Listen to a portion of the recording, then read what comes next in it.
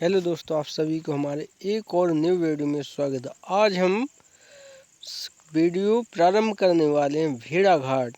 भेड़ा घाट एक ऐसा घाट है जो मध्य प्रदेश के इकलौते इलाके में बसा हुआ है। भेड़ा घाट है नर्मदा का अमरकंटक उद्गम स्थल। भेड़ा घाट घूमने के लिए लाखों करोड़ों लोग जाते हैं, तो आप भी इसका एक पाठ के माध्यम से आनंद उठा सकते हैं। कैसा, इस पाठ में क्या सीखने को मिलेगा, क्या क्या देखने को मिलेगा, आप इस वीडियो को पूरा सुने और बड़े ध्यान से देखें। आपका आनंद उतना ही मिलने वाला है जो आप सामने से देखते हैं।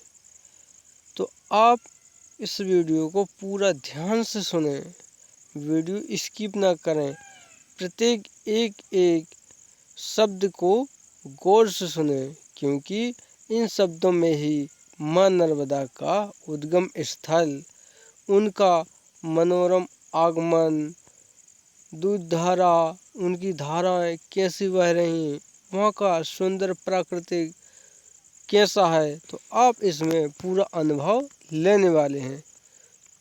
तो चलो भाइयों, देर न करते हुए इसको प्रारंभ करते हैं। देखो भाई, आइए सीखें। आप क्या क्या सीखने वाले? प्राकृतिक सौंदर्य से परिचय, मध्य प्रदेश के दर्शनीय स्थल का ज्ञान, पुनरुक्ति शब्द, वाक्य निर्माण शुद्ध वर्तनी। मैंने अपना पाठ परिचय। आप इस पाठ में क्या क्या सीखने वाले हैं? इस यात्रा वृतांत में लेखक ने प्रकृति का बड़ा ही मनोरम चित्रण किया है। लेखक ने नर्मदा के तट पर बसे भेड़ा घाट तथा आसपास के धार्मिक एवं सांस्कृतिक स्थलों का सजीव चित्रण प्रस्तुत किया है। तो आप भी भाई इन सभी का आनंद उठाएं, और अभी तक हमारे इस चैनल को सब्सक्राइब नहीं किया है तो अपना थंबनेल लगा दीजिए जल्दी से, क्योंकि आप भूल ना जाएं। देखो कैसा प्राकृतिक, यहाँ एकांत बैठी निज रूप समारती, कैसा है। देखो, शायद 1914 की बात है जब पहले भेड़ा घाट देखने का अवसर मिला। कैसे पहले हम भेड़ा घाट गए थे 1906 में, जबलपुर में रहने तक ग्वारी घाट, तिलवाड़ा घाट तो देख ही लिए थे, किंतु बहुत कीर्ति सुनकर भी भेड़ा घाट नहीं पहुंच सका था। कहते हैं कि एक दिन संस्कृत के एक दिग्गज लेखक, जो सम्राट विक्रमादित्य की सभा के नवरत्नों में से एक बताए जाते हैं, नींबू के एक झाड़ू के नीचे बैठे अपना संस्कृत कोश लिख रहे थे, और सुना यह किया गया कि अपने शब्दकोश में लता और वृक्षों का, कैसा, लता और वृक्षों का वर्णन करते हुए वे नींबू का वर्णन करना भी भूल गए। यह स्थिति मेरी हुई थी। भेड़ा घाट जबलपुर से लगभग कितना 13 मील दूर हो तो है, अधिक नहीं है। भेड़ा घाट जबलपुर से 13 किलोमीटर की दूरी पर है। लगभग आधे घंटे में हम मीरगंज स्टेशन पर आ गए और उतर गए। उन दिनों यही गति बहुत तेज समझी जाती थी। हम लोग आधे घंटे में 10-11 मील पहुंच गए थे। 2-3 अंग्रेज अपने खानसान में के साथ भेड़ा घाट भी जाने के लिए मीरगंज स्टेशन पर उतरे थे, किंतु जिस तरह कच्ची सड़क से राह चलने वाले को कभी कभी आकाश का शुक्र तारा भी अपना साथी मालूम होता है, वैसे ही वे लोग मेरे साथी थे।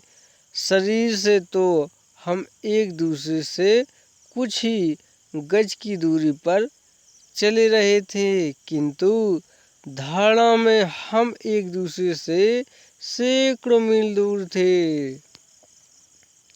उन दिनों मैंने यह तो सुन रखा था कि भेड़ाघाट में नर्मदा के दोनों किनारे संगमरमर के हैं, किंतु मैं सौंदर्य बोध के कारण ही वहां जा रहा था।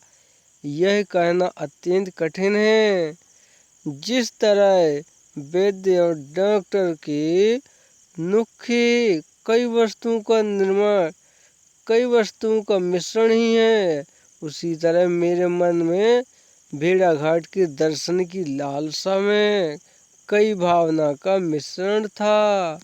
यूं नर्मदा से मेरी ममता होना स्वाभाविक है, क्योंकि मैं पड़ा तो उसके किनारे, बड़ा हुआ तो उसके किनारे, और उसके संगममयी होने का तो मैं इतना कायल हूँ कि अन्य वे नदियाँ मुझे पसंद नहीं आती जिनके किनारे सन्यासी की जिसकी तरह घुटे हुए होते हैं, जिनकी धार में घर घर शब्द होता, जिनकी रीति बहुत बारीक और मुलायम होती है। घुटे हुए किनारे की नदियों के पास जब जब जाने को मिला, लगा यह भी एक सजा है, जिसे तो सिर्फ भोग ही लेना है। वायुमंडल खुला है, पुण्य स्थल है, स्नार्थी आते जाते रहते हैं, श्लोक का पाठ होता है, बड़े बड़े स्टेशन हैं, बहुत रेल आती हैं। यह सब ठीक है, किंतु किनारे जो रुके हुए हैं, कहते हैं बैल को अपने खूंटे पर ही अच्छा लगता है, सो मुझे तो बीहड़ नर्मदा, उसके प्रताप और उसका घर्षण ही प्यारा लगता है। मैं तो आपसे भेड़ाघाट की बात करना चाहता था ना। हाँ, अब भेड़ाघाट की तो बात करें। यूं तो नर्मदा अमरकंटक से निकली और मैं ग्वारी घाट तथा तिलवाड़ा देख चुका था। ये दोनों जबलपुर से बहुत निकट पड़ते हैं, किंतु भेड़ाघाट नहीं देखा था। कहते हैं 800 मील बहने वाली नर्मदा अमरकंटक से 154 मील ही चल पाई थी कि भेड़ाघाट आ गया। मुर्की से नर्मदा चली और लोकेश्वर की ओर बही। यहीं बीचों बीच भेड़ाघाट है। कहते हैं यहाँ किसी युग में भृगु ऋषि तपस्या करते थे। चट्टानों के निर्मल और सुंदर स्वरूप को देखकर ऐसा लगता है मानो आज भी वे तपस्या कर रहे हैं। नर्मदा के पानी में खड़ी विलास चट्टान छोटे तृणों को लिए सर्दी,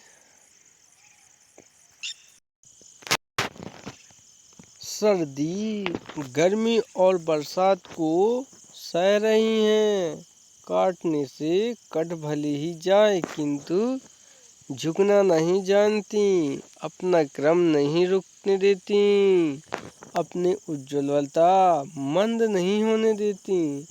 चांद आता है तो चांदी जैसी चमक उठती, सूरज आता है तो वैसे जैसी तप उठती है। हाँ, जब बरसात आती है अथवा जब घना अंधकार आता है, तब भी वे अपनी उज्ज्वलता, अपनी पवित्रता खोने को तैयार नहीं है। इन सब को तपस्या न कहा जाए तो क्या कहा जाए। आप भी बताएं। आपको ये हमारी एक सुंदर पाठ प्राकृतिक चित्रण पसंद आता हो तो चैनल को सब्सक्राइब करते जाएं और अपना इसका आनंद उठाते जाएं। कैसे नर्मदा और क्या कह रही हैं? नर्मदा मानो यहाँ चांदी के कारागार की बंदनी है। यहाँ से मील भर ऊपर बहती हुई नर्मदा धुआंधार प्रताप बनाती हुई नीचे गिरी थी। तब उसने उसकी मछलियां और मगरमच्छों ने यह सोचा ही ना होगा कि इसके उस मधुर और सुंदर पतन के पश्चात ही संगमरमर की दो विशाल भुजाएं उसे गोद में लेकर खड़ी हो जाएंगी और जो दुलार उसने अपने जन्मदाता अमरकंटक से ना पाया होगा और जो सुंदरता से भरा प्यार भूमि पर नीचे नीचे सरकते उसे प्राप्त न हुआ होगा, वह स्नान वह दुलार उसे सतपुड़ा की संगमरमर की चट्टानें देने वाली हैं। उस समय ऊपर नीला आसमान मानो कुछ नहीं मालूम होता। सतपुड़ा के संग निर्मित संगमरमर के इन गौरव शिखरों पर खड़े होकर लगता है कि विधाता को चुनौती भेज दें कि करो कोशिश और एक सा बनकर दिखलाओ भला। इस समय नदी नर्मदा का नीचे की ओर फिसलते जाना दृढ़ के सामने तरलवत कि यह लालची निष्काम होकर भी अपनी कितनी शोभा धाम हो गई है। लगता है जो जनसेवा के लिए नीचे गिरना स्वीकृत करते हैं उन्हें शोभा धाम के ऐसे ही हाथ संभाल कर लिए करते हैं। संगमरमर के ऊपर हरी घास और घास पात को जब लहराते देखा तो जी ने कहा यह कुल ककलंग यहाँ भी आ गया। तभी चट्टान मानो बोल उठी, बड़ों छोटों को सिर पर लेकर ही बड़ा होता है। वे मेरी विशाल लताओं की शोभा है। नागण तुम हो जो उनका मूल नहीं क्रूद पाते। तुम थोड़ी देर के लिए भेड़ाघाट देखने आए हो। इन्हें जन्म लेते ही भेड़ाघाट देखा है और भेड़ाघाट देखते देखते ही मिट जाएंगे। देखो भेड़ाघाट का नज़ारा कितना सुनहरा है। चलो भाइयों और आगे इनका आनंद उठाते जाएं।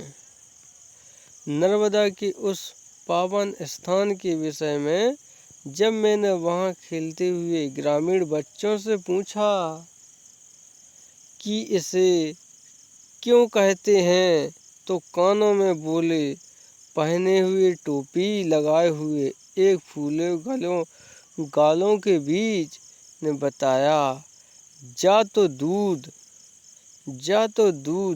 धला आए। दूध धारा कहा, कितना अच्छा नाम है। जब जोर का घर्षण होता है तब पानी भी दूध जैसे दिखाई पड़ता है। इसलिए जब जोर का घर्षण हो तो जीवन भी दूध जैसा उजला क्यों न हो जाए। तब ना दूध धारा के पास जो लोग स्नान करने आते हैं, लगता है श्रीधर पाठक की ये पंक्तियाँ जो उन्होंने कश्मीर की शोभा के लिए कही हैं, यहाँ आकर भी ठीक बैठती हैं। कैसी प्राकृतिक यहाँ एकांत बैठी निज रूप समारती। पल पल टटी भेर छलकनी छन छन छवि धारती, मानो जादू भरी विश्व कारीगर थैली, खिलत में खुली परी शैल के सिर पर फैली। कैसे? हिमालय की बर्फीली चोटियों पर नजर डालिए, बीच छल रही हैं, गल रही हैं, एक सफेदी यहाँ भी है जो गलती नहीं है, ढलती नहीं है। नर्मदा चाहे कितनी मरमर करे किंतु वह मरती नहीं है। शताब्दियों ने इसे अमर ही देखा है, इसे अमर ही देखेंगे।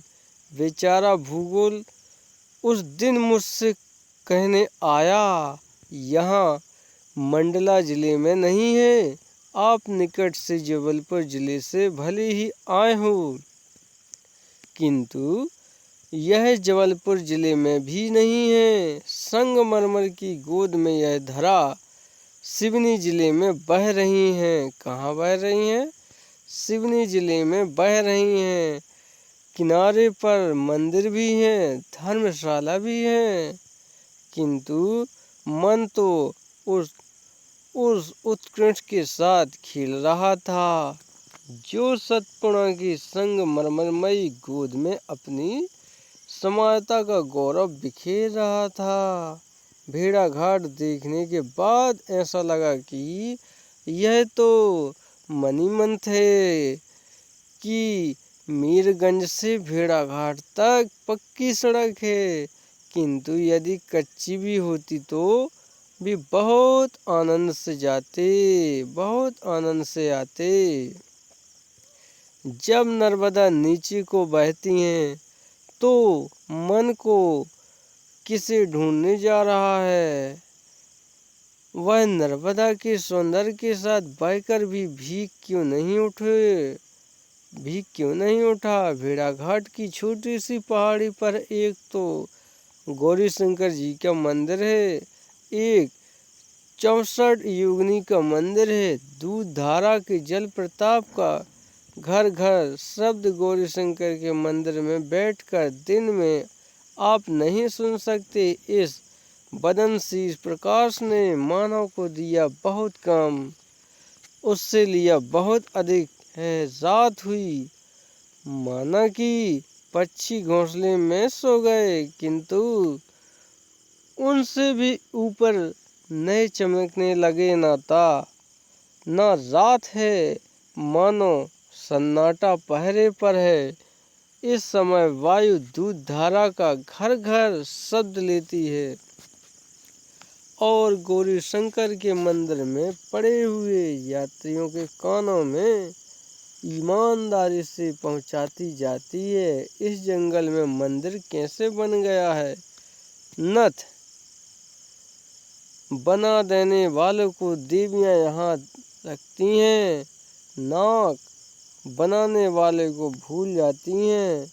मानो नाक पाना उनका अधिकार था और नथ देना किसी दूसरे का अधिकार है। सो ये पूछने की तबीयत नहीं चाहती कि संगमरमर की चट्टानों कोई गोद में नर्मदा की धारा कब आई, किंतु इतिहास की कुरेदन से यह क्यों ना पूछा जाए। कहो भाई, यह मंदिर किसने बनवाया है? सुनते हैं त्रिपुरारी राजघराने के महाराज करणदेव की महारानी अहिल्याण देवी ने संवत 1155 एवं 56 विक्रमादित्य ने उसे बनवाया और गत 850 वर्षों से दूध धारा का स्वर इस मंदिर में बारंबार सुनाई दे रहा है। मूर्ति पर हमारे प्राणों के चिन्ह हो ना हो, नर्मदा के स्वरों की तय इस मूर्ति पर आवश्यक जमी हुई होगी। दोस्तों, ये अपना सौंदर्य एक नर्मदा का उद्गम स्थल और उनका आनंद, उनके मंदिरों की पहचान आपने अभी इस वीडियो में सुनी है। और समझिए। तो आपको ये वीडियो पसंद आई तो प्लीज़ अपना नाम कमेंट में अवश्य लिखें और हमें ये बताएं कि आप कहाँ से हैं और हमारे इस चैनल को सब्सक्राइब अवश्य कर लें। मिलते हैं नेक्स्ट ऐसी ही नई वीडियो लाते रहेंगे।